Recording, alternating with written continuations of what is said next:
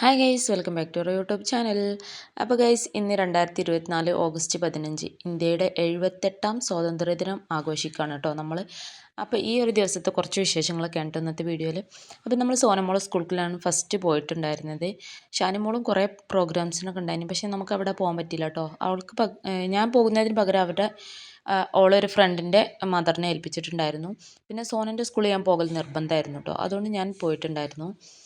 നമ്മൾ PTA അംഗമാണ്, അപ്പോൾ പോകൽ നിർബന്ധമായിരുന്നു. പിന്നെ ഇന്നത്തെ ഗെറ്റ് റെഡി ഒന്നും എടുക്കാൻ പറ്റിയിട്ടുണ്ടായിരുന്നില്ല, കാരണം നമുക്ക് രാവിലെ 8 മണിയാകുമ്പോൾ തന്നെ സാനിമോൾ തിരക്കൂട്ടൽ തുടങ്ങി. അവർക്ക് പരേഡ് ഉണ്ട്, അസംബ്ലി ഉണ്ട്, ടൈം വൈകും എന്നൊക്കെ പറഞ്ഞിട്ട് അങ്ങനെ അവൾ നേരത്തെ അവളെ ഉപ്പാൻ്റെ കൂടെ പോയിട്ടോ.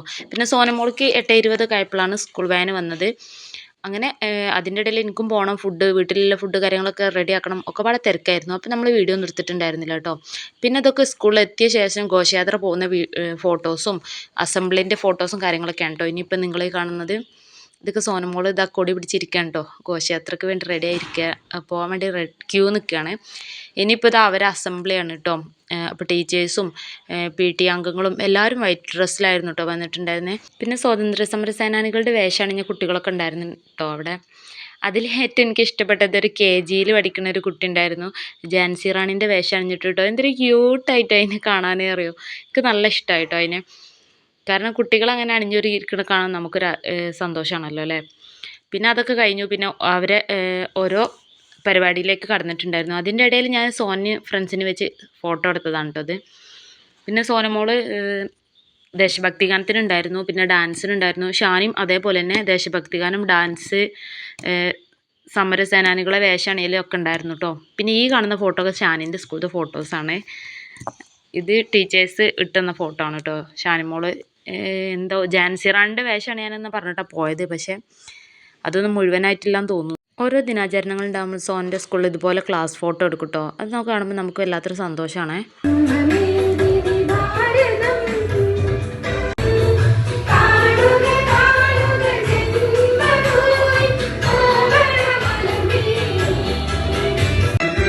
ടീച്ചേഴ്സിൻ്റെ ദേശഭക്തി ഗാനമാണ് കേട്ടോ ഈ കേട്ടോണ്ടിരിക്കണേ.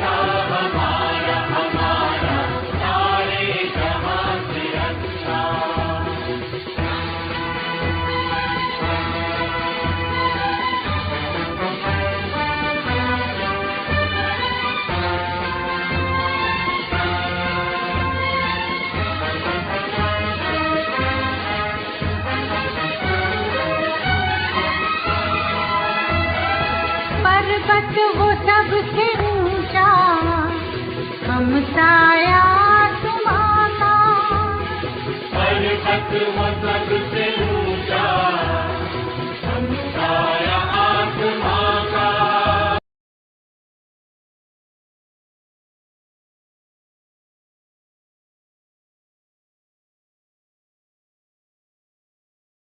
शंका हो मधुशाला या कफन सिपाही वाला, ओढ़ेंगे हम जो भी तू बुने, ओ देश मेरे.